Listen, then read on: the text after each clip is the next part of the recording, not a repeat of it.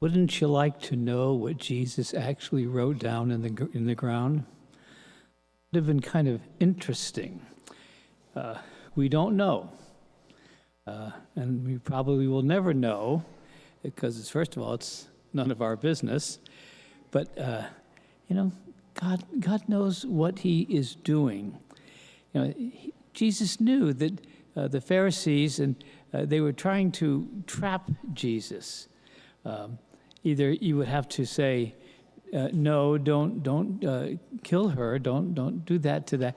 He would be breaking the Mosaic law, and they weren't allowed to kill somebody like that without the permission of the governor there. So they were going to try to trap him, and every time in the gospel when they do that, they always lose. Don't try to gamble with God and try to kind of get yourself going around in different ways, but to listen to Him. Now, a couple of things that I want to talk a little bit. A couple of things is, first of all, it's wrong to make light of sin. Sometimes we just don't pay that much attention, and we think there's such things as little sins and big sins and all sorts of things like that. First of all, every sin is big. There is no such thing as a small sin. It just doesn't exist. Pope Benedict talked about the tyranny of relativism. Well, this is not really a big deal. If Jesus came to earth and somebody came up and said, the only sin that's happened in the last 50,000 years of humans on the face of the earth, one time somebody said a little white lie. Not a big deal. Jesus would have gone to the cross for that. That's how big a quote-unquote little sin is. Yes, there are venial and deadly sins. Okay, we talk about that. St. John does that in his first letter. But every sin put Jesus on the cross. That little thing, you just didn't really put all of the money in on the tax form. Well, it was just a little small thing. Those are sins, and every sin has malice. It's there. And so that's one of the things is we got to be very, very careful.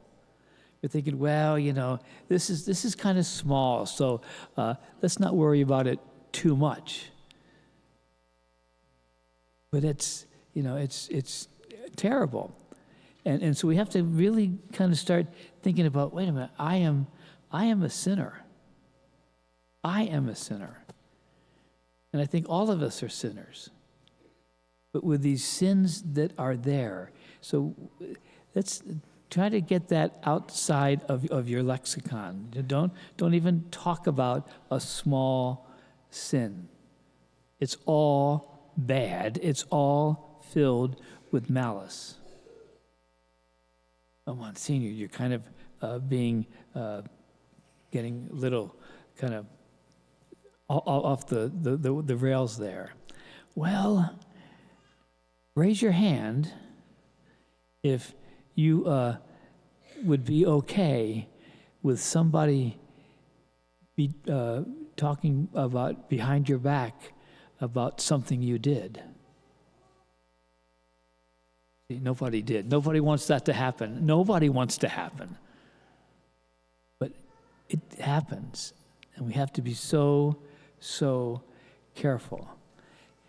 And, one thing, I've said this before many times, and I go over it over and over again, is that, we it's okay if we criticize actions. That's okay. We can say that thing is, well, that's wrong. That's wrong. We can do that, and that's okay. We can say that action, we can judge that. It's okay. Suppose mom comes home and she has a real drinking problem. Well, you can criticize that. That's an action. Okay, but what we cannot do is condemn somebody. That we may not do. In our church, from the very beginning, for almost 2,000 years, the church has never said any particular person is in hell. We've never said that. No, there are mortal sins that are dangerous, very dangerous for us. And we can do that. We have that because it's an action. That's okay. But even Jesus didn't condemn this woman. And of course, adultery is a terrible sin. But Jesus did not condemn the woman. But he did say, don't do this anymore. Stop sinning. God will take anybody, but he'll never leave us, where we are. Doesn't happen like that. When God will always be ready to talk with us and be with us. And so we can take that into our thinking. But he's going to tell us to change. If you're drinking too much, he's going to tell you to stop. He's going to tell you to stop. But he's not going to condemn you. We condemn ourselves. If you're one of those people that decide to talk behind people's backs, God does not like cowards. He does not. But, we can't condemn. We can criticize. So be thinking about that when we're in conversations. And we have to stop giving a kind of a when you're in talking with people, how often we really are dishonest when we talk. A lot. Lawyers are really good at this. They are really good at this. Is it not true that you... He's telling you what you have to say. If you really want, you say, did you do this? That's a fair question. But is it not true that you did this? That's a wrong question. Don't you agree? Yeah, no. I don't know if I like that. I don't know if that's it. No, you have to say what you want to know. Say, did you do this? Not, is it not true? That's a double thing, and it's just terrible. We talk like that all the time. We got to stop that. We have to, first of all, think about what we are going to say rather than just blurting it out. So be thinking about that. Say, gosh, okay, now do I do that? Do I do that? Did you do that? You have to say, did you do this, period. If you want to know, ask. But don't put the person having to go against you. That's what's bad about that kind of talking. And so just allow yourself to just say what you want to know.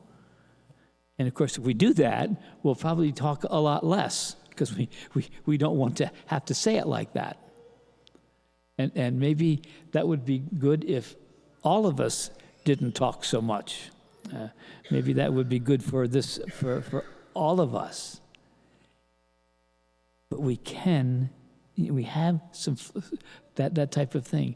So as we go through our lives, think about how often do I might not, be caught in an adultery or something like that.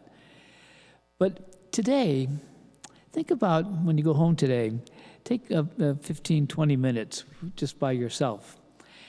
And what do you think Jesus would say if he came into your backyard and he started writing in the backyard in front of you?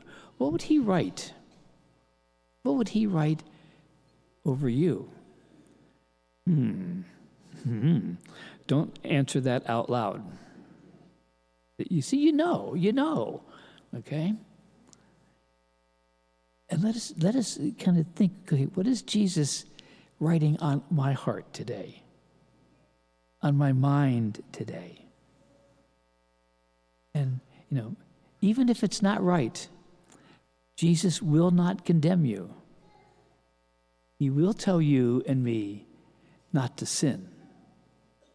So when we do that, God can actually do so much more in our lives. We don't have to be afraid. So think about today, what would Jesus write on your hand?